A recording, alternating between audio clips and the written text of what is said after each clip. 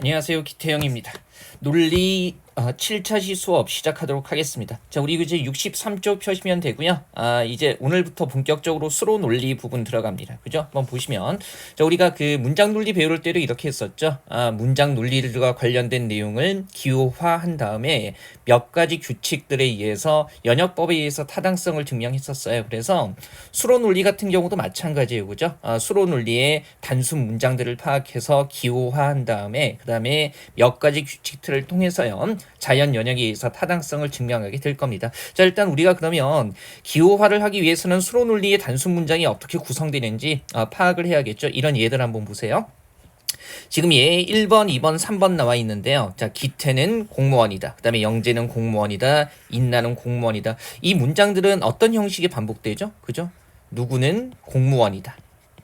이런 형식이 반복되고 있죠. 그죠? 요게 이제 공무원이다 라는 것이 일종의 뭐가 되는 거예요?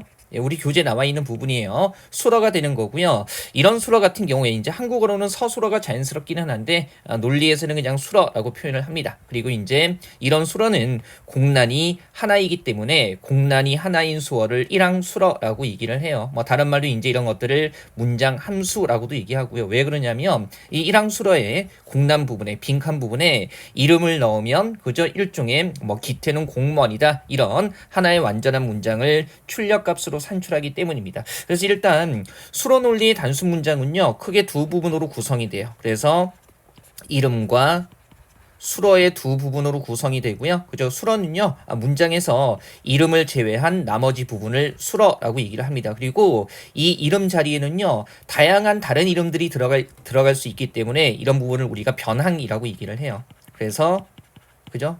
이름을 대신하는 그래서 변항 X 이런 식으로 설정할 수가 있고요. 그러면 여기 1, 2, 3번 같은 경우에 이제 우리가 수러 논리로 바꿔보면 X는 공무원이다 이렇게 되는 거고요. 이게 수러죠. 단순해요. 그 다음에 이 X자리, 변항 자리에는 다양한 이름이 들어갈 수 있다. 이 정도 생각하시면 되죠. 자, 그리고요. 수러 같은 경우는 이 알파벳 대문자로 기호화를 하고요. 그 다음에 이름 같은 경우는 알파벳 소문자로 나타냅니다. 한번 해보죠. 일단 이 연습이 기본적으로 돼야겠죠. 한번 보세요.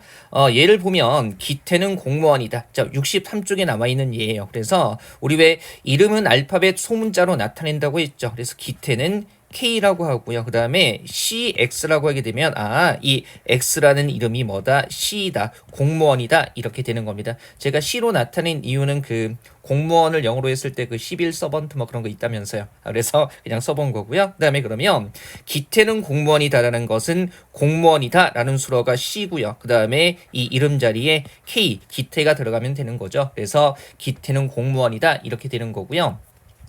물론 일항수로 말고요. 그죠? 이렇게 이름에 두 개가 들어가는 이항수로도 있는데 이것도 마찬가지로 일항수로처럼 기호할 수 있어요. 뭐 단순하게 보죠. 그죠? 인나는 기태를 좋아한다. 기태는 세경이를 좋아한다라고 했을 때 얘는 어떻게 일반할 수 있어요? 그죠? 누구는 누구를 좋아한다. 그래서 빈칸이 지금 두 개이기 때문에 이런 것들을 우리가 이항수러라고 이야기를 하고요. 이것도 이런 식으로 표현할 수 있죠. 사실 이제 우리가 개념적으로 가볍게 짚기는 하는데요. 우리 특히 9급에 나오는 수로 논리는 일항수러가 대부분이기 때문에 그냥 가볍게만 알아두세요. 가볍게만. 자, 우리 64쪽 한번 가보죠. 그러면 인나는 기태를 좋아한다 같은 경우를 우리가 이제 기호화를 해보면 이런 거죠. 이름은 I, 인나. K 기태 그 다음에 뭡니까 X는 Y를 좋아한다를 이렇게 LXY 했을 때 그러면 인나가 기태를 좋아한다에 X 자리에 인나 Y 자리에 기태를 넣으면 되는 거죠. 그래서 LIK 이렇게 기호화할 수 있는 겁니다. 그리고 우리가 1항수로 그리고 2항수로에서요 수로 기호 다음에 나타나는 이름들이 지칭하는 것을 논항이라고 이야기를 합니다. 가끔 이제 제가 설명할 때 이런 그 이름들과 규칙들을 정하는 이유는요 우리가 이제 설명이 편의 성을 위해서예요. 그래서 너무 이런 개념에 휘둘리지 마시고요. 이때 나오는 I와 K 이런 것들이 이제 진짜 L로 설명이 되는가를 파악을 해야 되기 때문에 이런 것들을 논항이라고 한다는 거죠. 그죠? 별거 아니죠. X자리는 여러 이름이 들어갈 수 있기 때문에 변할 수 있는 항목 변항이 되는 거고. 그죠? 어렵지 않습니다. 자, 이제 우리가 그러면 이제 본격적으로 양화사와 변항이라는 거 한번 볼게요. 자, 아마 양화 논리라는 이름으로 수로 논리를 많이 배웠을 텐데 정확히는 수로 논리라고 표현하는 게 맞는 것 같아요. 프리디케이시라고 표현하는 게 맞는 것 같고 어쨌든 그 용어가 중요한 건 아닌데 정확히 해보죠. 우리 일단 양화사의 개념을 먼저 잡아볼게요. 64쪽에 그죠? 아래쪽에 보시면 참고 표시해가지고요. 이거 먼저 확인할게요. 양화사라는 말이 나와 있는데, 그죠?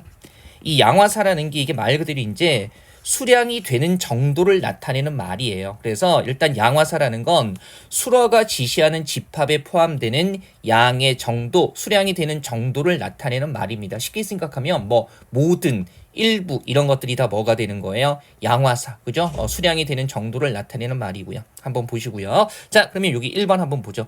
보편 양화사라고 하게 되면은 뭡니까? 보편이니까 모든 것이 포함된다는 걸 뜻하는 말이겠죠. 그래서 한번 해보면 이렇게 표현을 하게 되는데 얘는 이런 거죠. 단순 문장 px가 그러니까 x가 p다라는 단순 문장이죠. 그죠? 단순 문장 px가 모든 것에 대해서 참일 때 우리가 이렇게 표현을 하게 돼요. 이렇게 표현을 하고요. 얘는요. 모든 x에 대하여 px이다. 이게 모든을 표시하는 거죠. 모든 x에 대하여 px 이런 식으로 되는 거고요. 그 다음에 이때 모든을 나타내주는 요거요. 얘를 우리가 보편 양화사라고 합니다. 그죠? 이게 모든 이런 걸 나타내 주기 때문에 얘를 보편 양화사라고 하는 거고요. 그 다음에 이거 자체는 보편 양화사를 나타내는 기호가 되는 거죠. 그래서 이렇게 쓰게 되면요. 모든 대상들이 px를 만족한다니까 모든 x가 px이다 이런 뜻이 되는 거죠. 그죠? 그래서 요거 확인하시면 되고요. 참고 삼아 말씀드리면 보편 양화 기호 그죠? 요거 보편 양화사를 나타내는 보편 양화 기호 이거는요. 우리가 별거 아니고요. 영어에서 올해 A를 거꾸로 한 겁니다. 아주 특별한 기호인 줄 아셨죠? 그죠? 예, 보시면 되고요. 그러면 한번 이걸 가지고 이제 우리가 단순 문장을 기호화하는 거 한번 해볼게요. 보세요.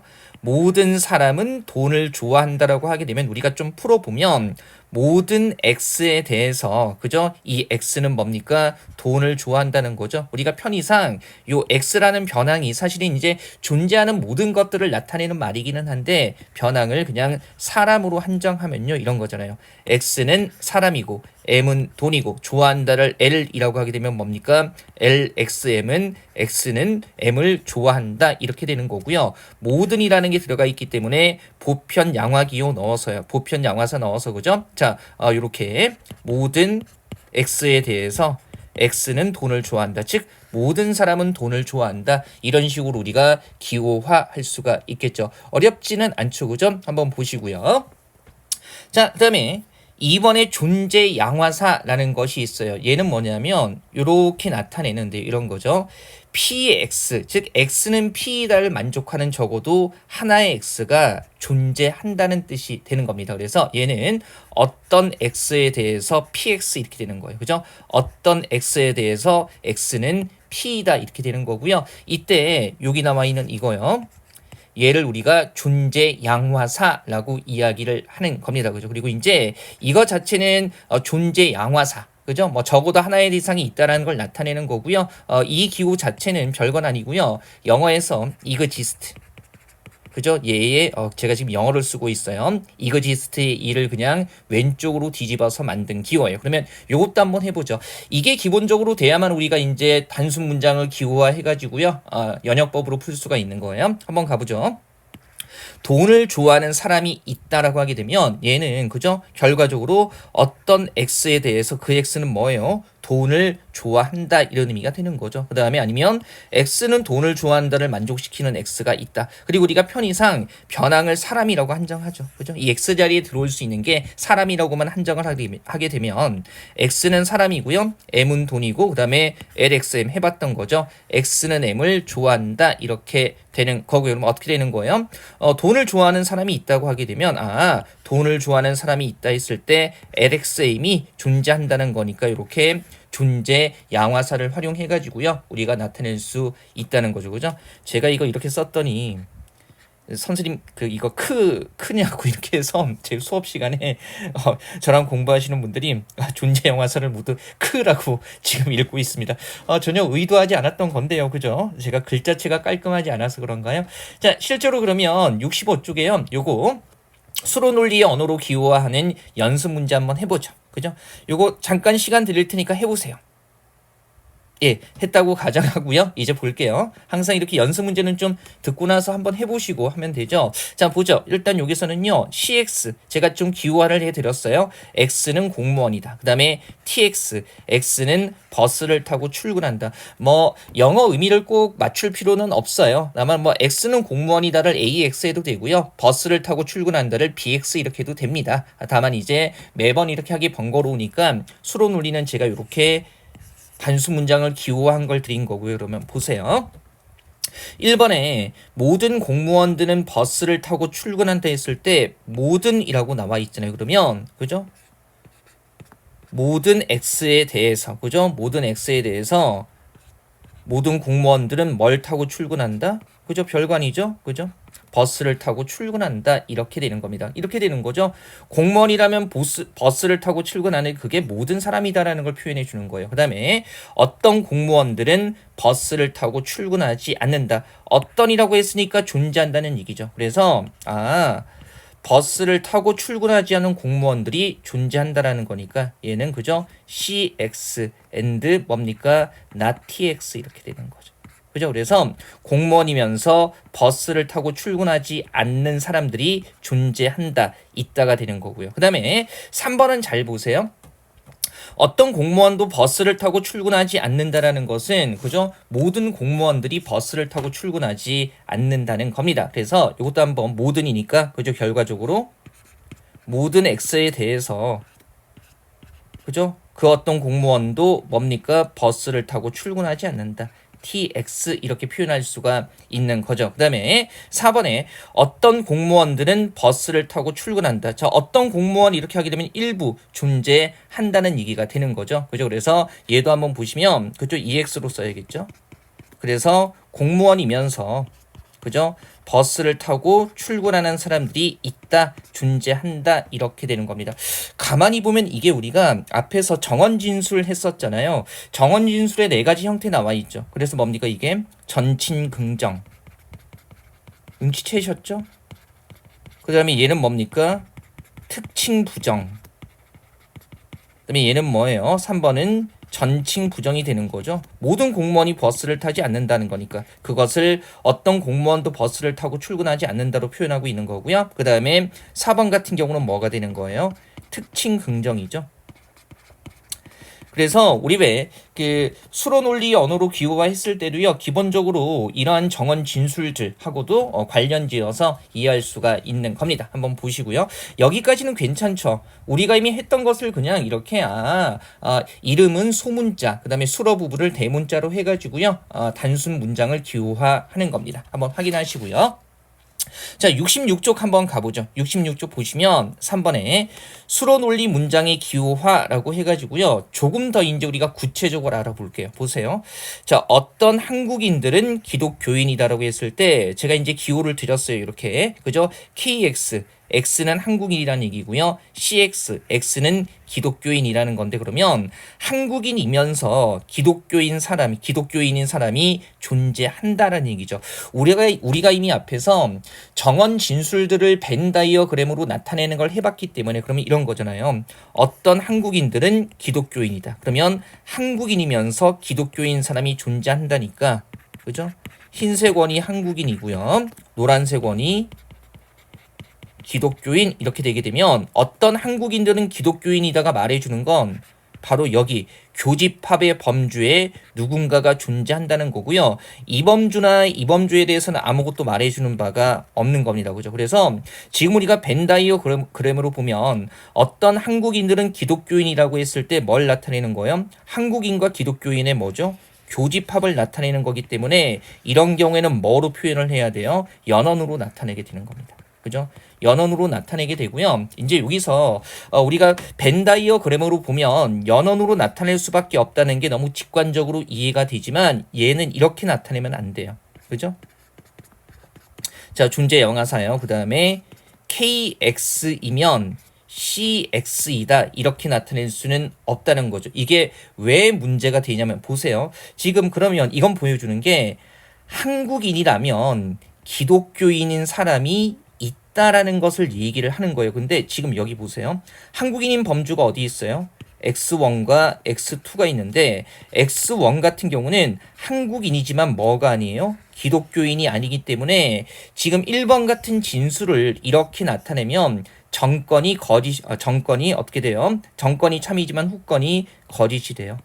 그러면 얘는 거짓이기 때문에 전제로 활용할 수가 없죠. 그래서 이렇게 이해하시면 되고요. 다만 우리가 좀 단순화한다면 존재 양화사 같은 경우는 뭐로 나타낸다? 연언으로 나타낸다.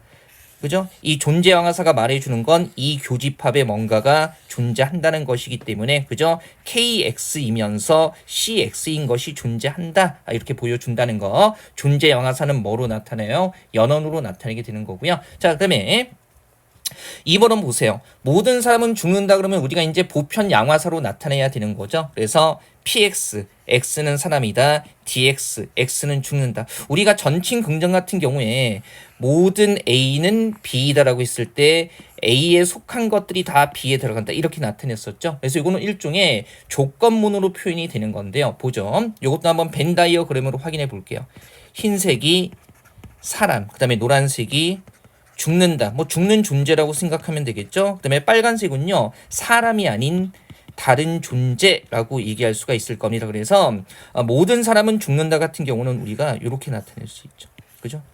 사람이면서 죽지 않는 존재가 아예 없다는 거니까 이 빗금친 부분은 빈칸이란 부분이죠. 그래서 모든 사람은 죽는다. 사람이라면 다 죽는 범주에 들어간다. 이렇게 나타내는 거죠. 그래서 우리가 이런 보편 양화사 같은 경우는 연언이 아니라 조건문으로 나타내야 한다라는 거. 이게 핵심이 되는 거고요. 자, 보세요. 모든 사람은 죽는다를 우리가 이 연언으로 나타내면 뭐가 문제가 되냐면 이런 거죠. 만약에 모든 사람은 죽는다를 연언으로 나타내게 되면 그죠? 이렇게 엔드로. 자, 이건 확인만 해보세요. 보세요. 그러면 이게 의미하는 바는 존재하는 모든 X가 사람이면서 죽는다라는 것을 뜻하는 건데 근데 지금 죽는 존재 중에 그죠? 이 노란색 원 죽는 존재 중에 바로 여기요. 여기에 들어가 있는 애들은 사람이 아니면서 죽는 애들이잖아요. 그러면 PX라는 왼쪽의 항목을 만족하지 못하기 때문에 연언으로 연결된 이거 전체는 거짓이 됩니다. 이게 거짓이니까 그죠? 따라서 얘는 전제로 활용할 수가 없는 거예요. 그래서 왜 이렇게 모든을 보편 양화사로 나타내는가? 그럴 수밖에 없는 이유가 있다라는 걸 논리적으로 확인을 해보자는 거죠. 자, 다만 우리가 모든 것들을 일일이 따질 필요는 없죠. 시험에서 왜 이걸 연어로 나타내야 되고 왜 이건 조건문으로 나타내는지 그런 것들 묻지는 않기 때문에 그래서 그냥 이렇게 생각하시면 돼요. 그죠? 자, 존재 양화사 즉 어떤 일부는 연언으로 나타내고요. 그 다음에 보편 양화사 모든 이런 것들은 뭐예요? 조건문으로 나타낸다는 거 이거 확인하시면 되는 거죠. 그거 말씀드리려고 이거 보여드린 거고요. 자, 그러면 그죠? 68쪽의 연습 문제 2까지도요. 우리가 가볍게 처리할 수 있습니다. 자, 이거 당연히 자 잠깐 멈추시고 계속 해왔던 거잖아요. 풀어보시고 해볼게요.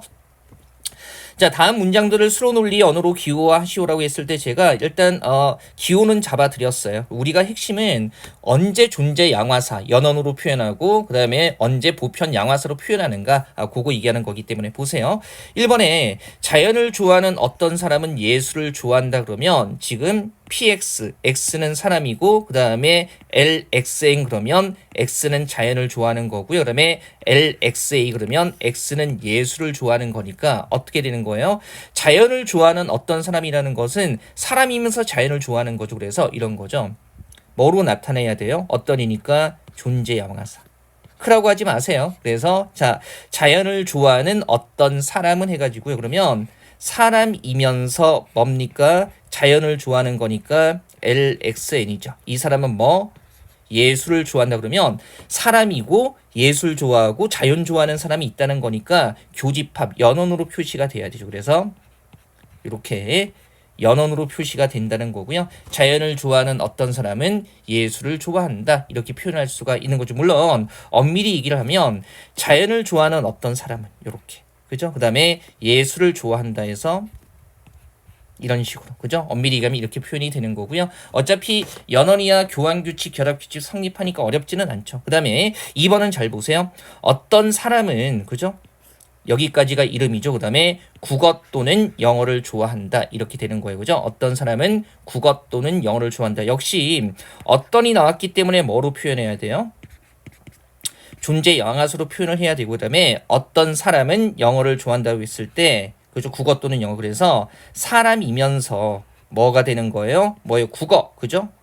국어를 좋아하는 건 LXK죠. 그래서 국어. 그 다음에 또는 선언이죠. 그 다음에 영어.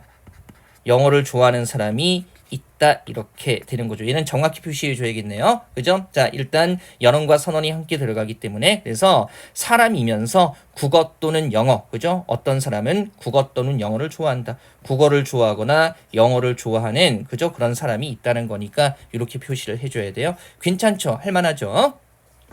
네, 3번 해볼게요. 3번은 모든이라는 게 나와 있네요. 그래서 모든 개가 검지는 않다. 뭐 활용해야 되는 거예요? 보편 양화사고요. 잘 보세요. 모든 개가 검다를 부정한 거니까 그러면 어떻게 되는 거예요? 그죠? 모든 이렇게 표시하고요. 그리고 그 다음에 뭐예요? 개가. 그 다음에 이거는 조건문으로 표시하죠. 그 다음에 검다. 그죠? 모든 개가 검은 것은 아니다. 이렇게 표현을 해줘야겠죠. 정확해야 되고요. 정확하게 해볼 수 있어야 되고요. 그 다음에 4번 보면 어느 고양이도 개가 아니다라는 것은 모든 고양이가 뭐가 아니라는 겁니까? 개가 아니라는 거죠. 그죠? 그러면 해볼게요. 모든이니까 결국 이렇게. 그죠? 모든 X에 대해서 그죠? 고양이라면 뭐가 아니다? 개가 아니다. 그래서 not dx 이렇게 되는 거죠. 어느 고양이도 개가 아니다. 모든 고양이는 개가 아니다라는 거니까 이거 보편 양화사로 표현하는 겁니다. 그 다음에 5번은 잘 응용해 보세요. 우리가 앞에서 조건문 할 때 충분 조건, 필요 조건 했고요. 그 다음에 어떤 한정이나 오직 이렇게 들어가는 것은 뭐가 되는 거예요? 이 부분이 바로 필요 조건이 되는 거죠. 지금 이 5번 문장은 판사가 되려면 뭡니까? 법률가여야 한다 이렇게 되는 거예요. 그래서 얘는 지금 뭐가 되는 겁니까? 예, 필요 조건이 되는 거예요. 그러면 모든 사람은 판사가 되려면 법률가여야 한다 이렇게 되는 거죠. 그래서 이거는 보편 양화서 써가지고요. 그죠?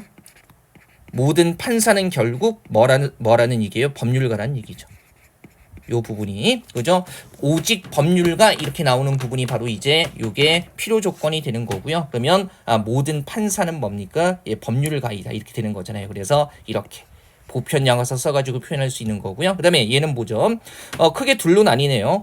모든 지식인들이 도덕적이라면. 그 다음에 여기는 지금 양화사가 전혀 표현되어 있지 않죠. 그러면 모든 지식인들이 도덕적이라면 그랬으니까 얘는 편하네요. 그죠? 보편 양화사로 표현해가지고요. 보편 양화사. 그 다음에 지식인들이 도덕적이라면 지식인 K 대문자예요.